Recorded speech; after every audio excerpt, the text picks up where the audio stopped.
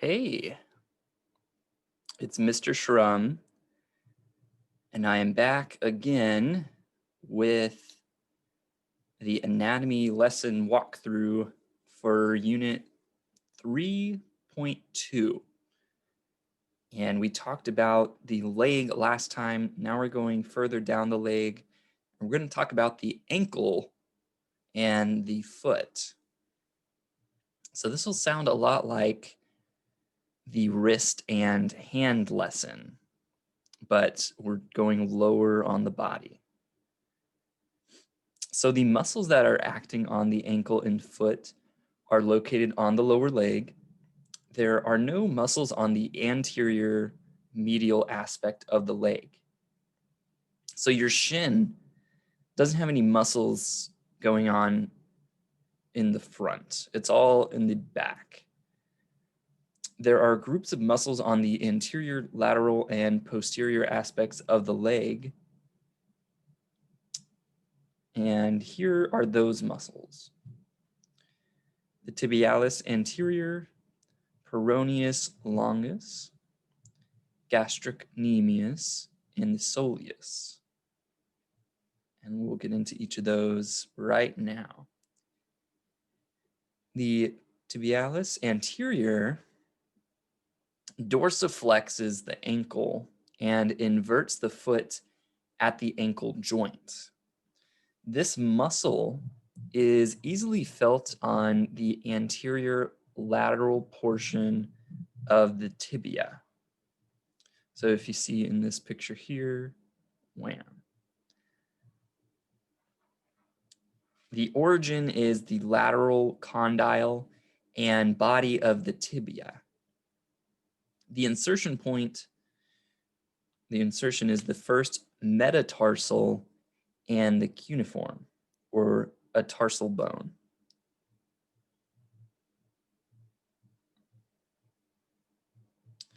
The Peroneus Longus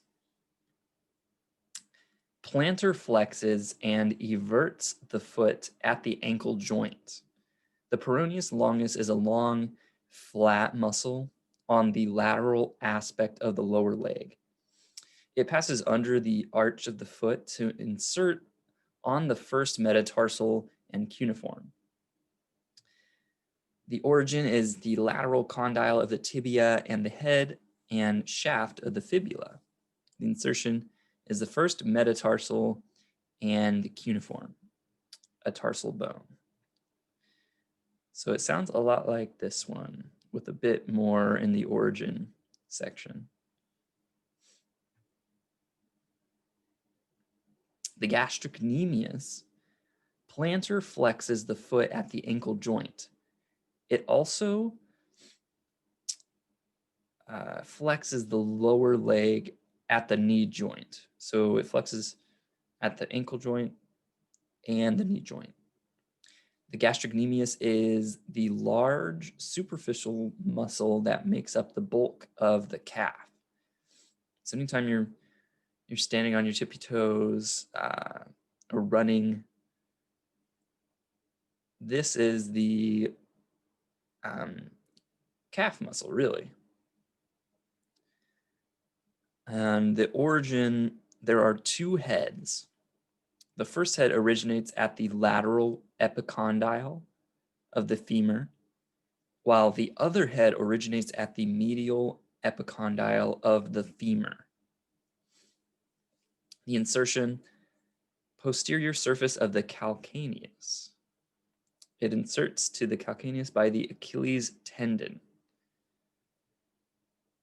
And we'll talk about that tendon later. The soleus plantar flexes the foot at the ankle joint, and it's actually deeper and below the gastrocnemius, inferior to the gastrocnemius. The origin, the posterior aspect of the fibula and tibia, so the back sides of those. And then the insertion is the posterior surface of the calcaneus. It also inserts to the calcaneus by the Achilles tendon.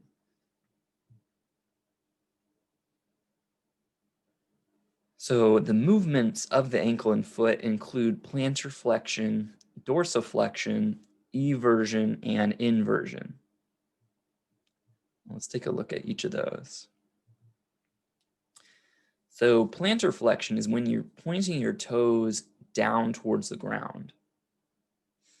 So this woman is raising her toes, pushing her toes downward. That is plantar flexion. And the gastrocnemius and soleus muscles are the activated group for that movement. And then we have dorsiflexion. And that's when you flex your ankle up towards the sky. So you had plantar flexion downward, dorsiflexion upward. And that dorsiflexion is performed by the tibialis anterior. So the closer to the front of your bottom portion of the leg.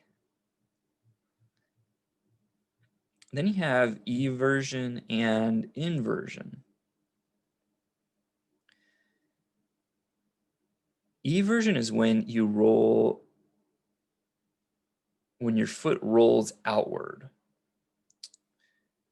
So if you see this, if you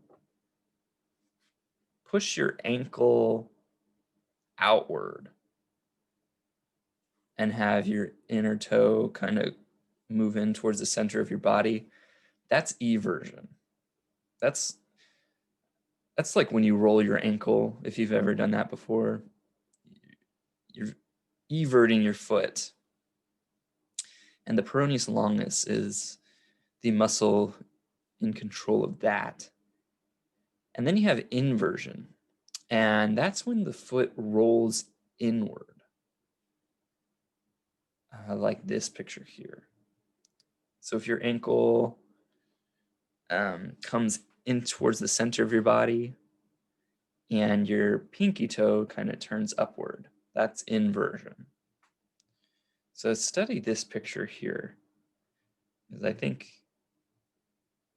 that'll help you. And the tibialis anterior is the muscle responsible for the inversion movement. Muscles that act on the ankle and foot include the tibialis anterior, the Peroneus Longus, the Gastrocnemius, and the soleus. In summary, that is the lower part of your leg, the ankle and foot. So let's move on to the muscles that act on the abdominal wall. And zoom in a little bit. Ooh, just kidding.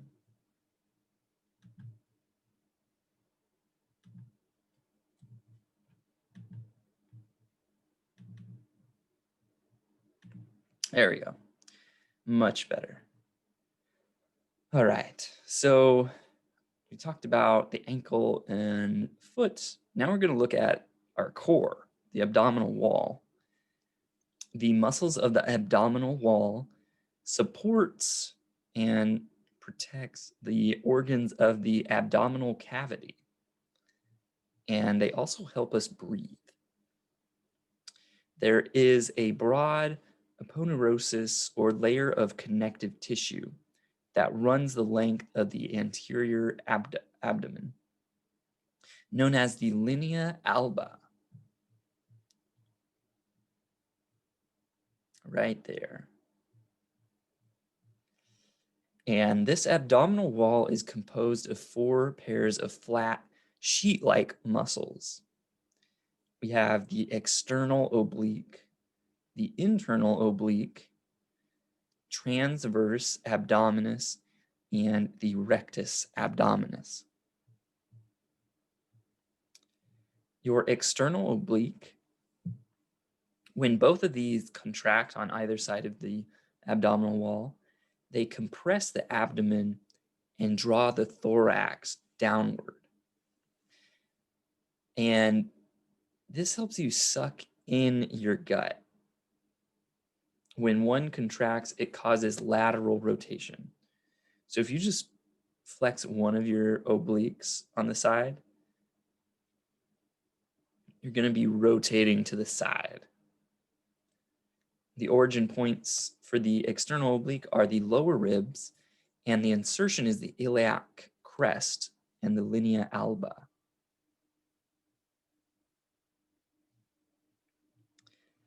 Internal oblique, when both of these obliques contract, they compress the abdomen and draw the thorax downward.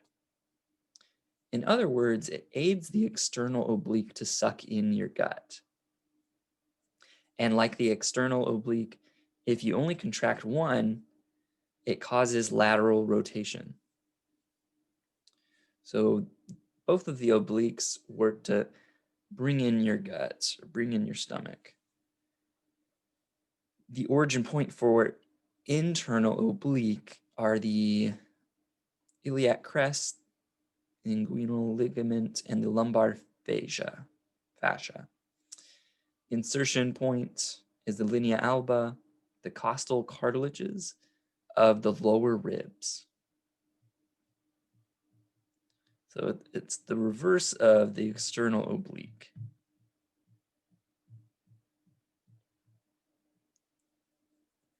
Then you have the transverse abdominis, and it compresses the abdomen. The origin point is the iliac crest, the inguinal ligament, the lumbar fascia, and costal cartilages of lower ribs. The insertion point is the xiphoid process of the sternum, the linea alba, and the pubis. Then we have the rectus abdominis. That flexes the vertebral column. It's separated by the linea alba, and it's also transversely divided by thin tendons that give it that six-pack or washboard look. So if you've ever seen outlines of the abdomen, this is what we're talking about, the rectus abdominis. The origin is the pubic crest, the symphysis pubis, and the insertion is the costal cartilages of middle ribs and xiphoid process of the sternum.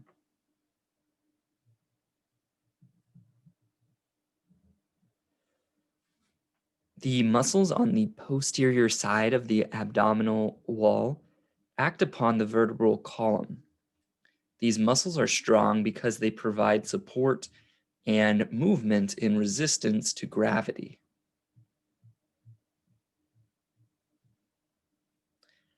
The Erector Spinae is the term for the collection of superficial muscles that extend from the sacrum to the skull and act upon the vertebral column. Together, they act to extend the vertebral column, or they erect the vertebral column.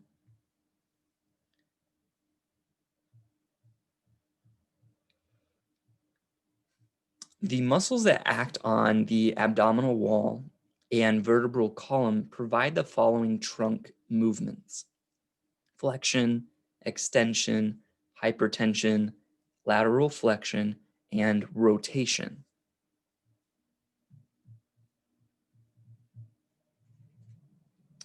Flexion of the trunk is performed by the rectus abdominis, the internal oblique, and the external oblique.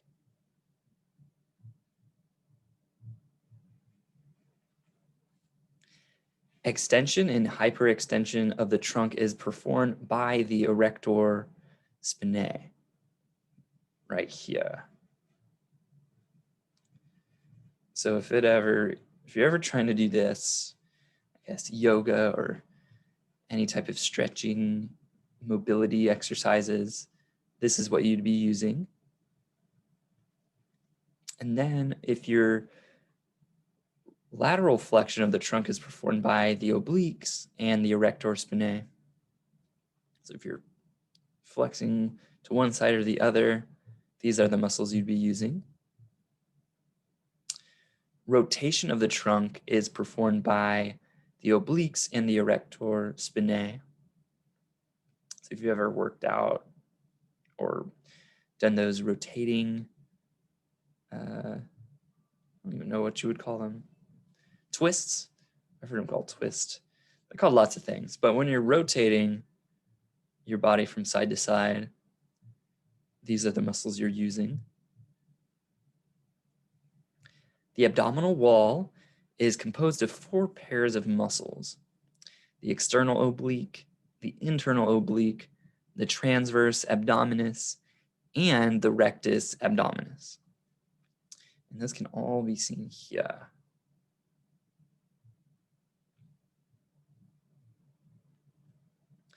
And the muscles on the posterior side of the abdominal wall act upon the vertebral column.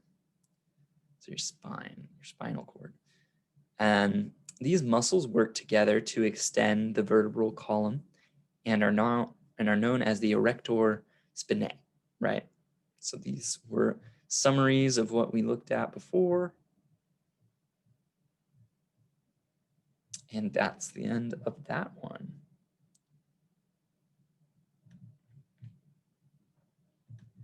So let's look at the final, and I think probably the more interesting. I'm always interested in how things can go wrong. I don't know. That might be a personality thing, I guess. But anyway, here's the lesson for muscular system issues. What can go wrong with muscular systems? Our muscles allow us to do amazing things, but sometimes we take our muscles for granted, use them a little too hard, push them a little too hard, or we don't use them enough, and that can also be bad. So if you overuse them, if you underuse them, things can get a little hectic. We use our muscles to do simple everyday things. You can imagine how difficult it would be to have a muscular disease that made those simple things an everyday challenge. That is true. If you know any family members with some type of muscular disease or injuries like that, life can get pretty hard. Sometimes we expect our muscles to work extremely hard without properly preparing them. This may result in an injury. So always warm up if you're needing to use your muscles, even if it's for a task you think you can handle. Sometimes we neglect our muscles and don't give them the stimulation and work they need to stay healthy and strong. So there's a sweet spot somewhere in between there where you're not using them too much, but you're using them, getting stronger, and your body will thank you for it. So we're going to discuss some common functional muscular problems, and we will also describe a muscular disease. So we're going to look at cramps, strains, compartment syndrome, and muscular dystrophy.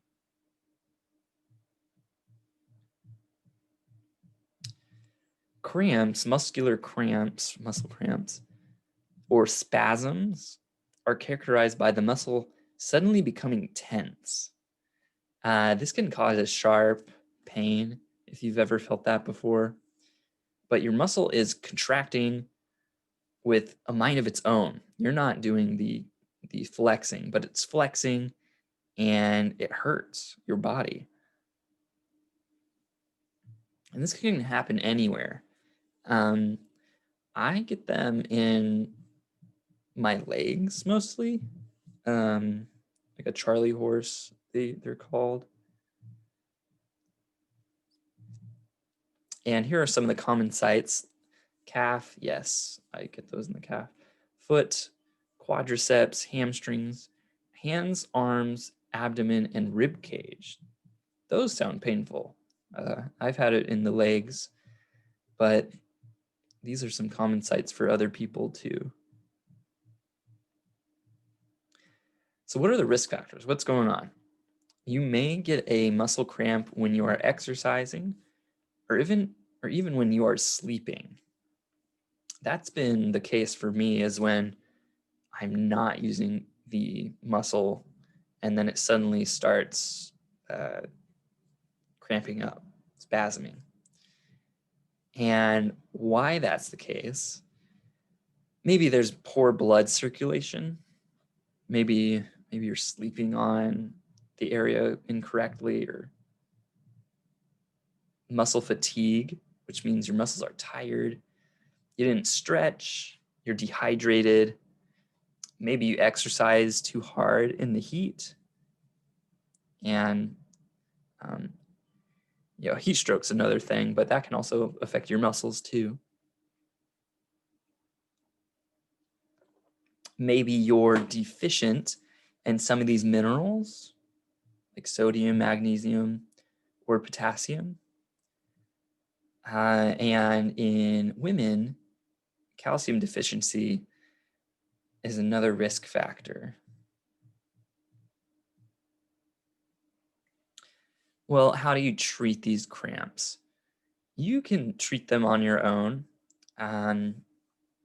usually massaging the area or getting someone else to massage it for you if you prefer. Stretching that muscle gently, lightly at first. Warming the muscles before exercise by doing low intensity exercises. This is a very good idea. Younger people can get away with not warming up as much, but it's still important and a good habit to get into, because your muscles need time to recruit all of their muscle fibers and to perform at the highest ability they can. So if you just go from 0 to 100, that could injure you more so than you just doing some light warm-up exercises, stretching. And then if you're using weights, use a lighter amount than you would use on your working sets. You could also use icing the muscles after exercise by using an ice pack or taking an ice bath. Ice baths are interesting. I don't know if I like them, but you just get really numb after a while, so you don't care as much. But I haven't done that. Taking a bath with Epsom salt. Epsom salt, I actually have a bag of that here. Well, in my place. But you can buy that at Walmart or any other grocery store, I believe. It's also called magnesium sulfate. And the idea is that when you soak in this salt, they get into your skin. That itself isn't, I don't know if the evidence is strictly in favor of that, but just using warm water, taking a warm bath, using a combination of cold and hot can be good for your muscles.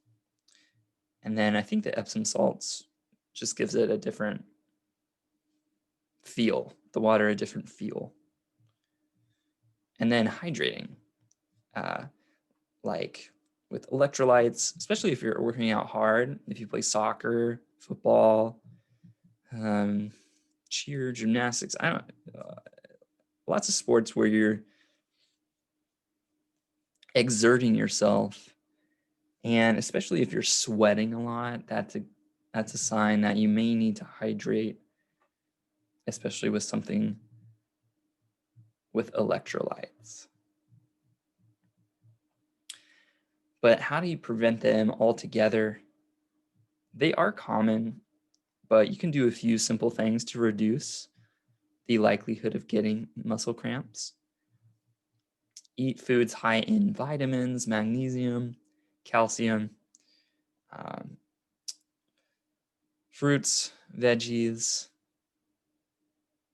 legumes like beans, nuts, some whole grains are enriched with vitamins and minerals and such like that. But foods that are not highly processed, that will generally give you a decent amount of vitamins, magnesium, and other important minerals. Stay hydrated, especially before, during, and after exercise. You know, in your day-to-day life, you may be sitting at a desk as a student and you don't need a ton of water to get through the day. But if you're exercising, that's generally when you need more water. So depending on your lifestyle, if you're really active, you should probably make an effort to drink more water. And then regularly stretching our muscles or engaging in exercise like yoga or Pilates, that can help you get used to using all of your muscles and stretching them at a regular, on a regular basis. There are lots of yoga and Pilates stuff on YouTube, free. Just pop one on, get in your living room or on your phone, do a few exercises. And I think once you get into that habit, I think you're going to really like how your body feels in comparison to, not taking care of your body as much. And always warm up your body, especially when it's cold. I would suggest warming up your body. Get your joints and tendons ready to take on the exercise. Muscle strain. This is more severe, and that's when you're overstretching or tearing the muscle fibers within a muscle or even the attached tendon. So we have some of the symptoms being sudden onset of pain, excuse me, soreness, stiffness, weakness, swelling, bruising, or limited range of motion. Most people can tell when something has happened with their muscle and is bad, and that's usually a strain. Risk factors are similar to the cramp ones: not warming up, poor flexibility, poor conditioning, overexertion, which means you work too hard, sudden change in movement. So if you trip and you don't catch yourself right and your body gets injured, attempting to lift something that is too heavy for you, and using improper form. So most of these you can control to a certain point.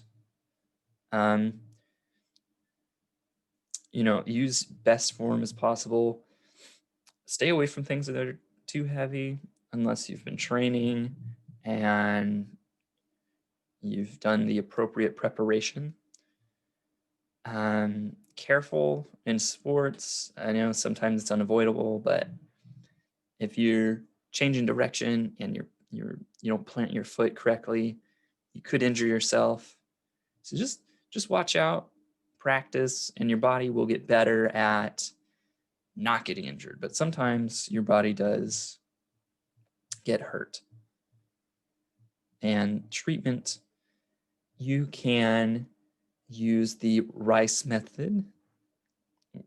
RICE stands for rest, ice, compression, and elevation. So if you get hurt, you gotta rest. Your body needs time to recover and work on itself, and then slowly get back into your previous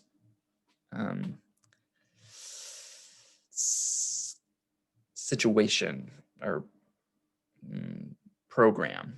Yeah, that's a good word for it. Then ice the muscle by using some type of ice pack or in an ice bath. 15 minutes, several times per day can give you good results. Compression, and this is to reduce your swelling. So you see some sports athletes, they'll wear that compression wear. That's not quite what we're talking about, but you see them like wrap their knees or elbows. It's sort of the same idea, but you'll be taking some type of elastic bandage and then compressing your muscle, kind of holding it in place, but not too tightly. You want enough blood to get to the area, but you can compress the area and that will reduce the swelling and help you recover. And then if you can, elevate the injured muscle above your heart, and that will help the swelling decrease as well. So rice, it's a very decent method to treat your strains. And then if you need a little extra something, you can take a non-steroidal anti-inflammatory drug, or NSAID. And you may know those as aspirin or ibuprofen to help reduce the pain and swelling. And for severe strains, you may need to actually go get medical advice. Prevention, warm up before you exercise, kind of like we talked about before. Good posture throughout your day, proper form when you exercise. When beginning a new exercise program, start slowly, listen to your body to ensure you don't overdo it. Lift carefully by keeping your back straight and lifting with your legs. So proper form, slow progression, warming up should help you avoid these situations.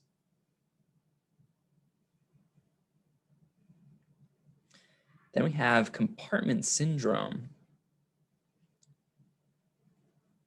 Remember that our muscles are bound together into functional groups by deep fascia. The fascia creates a compartment that holds the muscle tissue, blood vessels, and nerves. This is when swelling within that deep fascia layer creates so much pressure that blood flow is actually constricted to the muscle. And that can lead to possible damage of your nerves in the muscle or the muscle tissue. Some of the symptoms we're going to talk about: severe pain that does not go away. If it's persistent pain, it's a bad sign. Decreased sensation. So if you've lost feeling in a certain area, that's another symptom. Numbness, tingling, feeling, sensation. Paleness of your skin, so that means less blood flow, and weakness. So what's going on? What's going on when compartment syndrome takes place? Usually by trauma from an accident or surgery. However, it can occur from repetitive activities like running, biking, or swimming. The anatomy of the lower leg and forearm make these areas more susceptible to compartment syndrome, but it can happen in the foot, hand, thigh, or upper arm as well. Now, you do not want to apply compression to compartment syndrome areas or to the swelling caused by compartment syndrome. it needs to be lanced. Surgery to relieve the pressure before permanent damage is done is mandatory. So compression would put more pressure on there, and you don't want that. The doctors will make long cuts through the muscle tissue and leave the wound open for 48 to 72 hours. Then in a second surgery, they will close the wounds, and that may require skin grafts.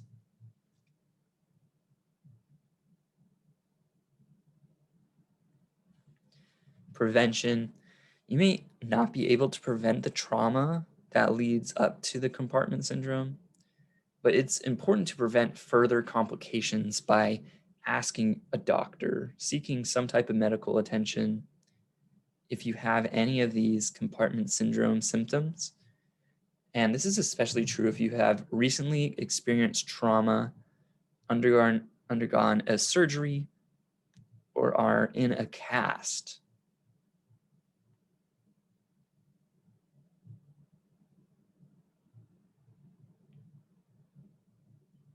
And then I think I have to stop here and get to my other lesson for another class, but I'll be back to talk about our last muscular system issue, which is muscular dystrophy, soon. But I will see you guys next time, and I will upload this to the YouTubes and Canvas. So see you guys. Bye-bye.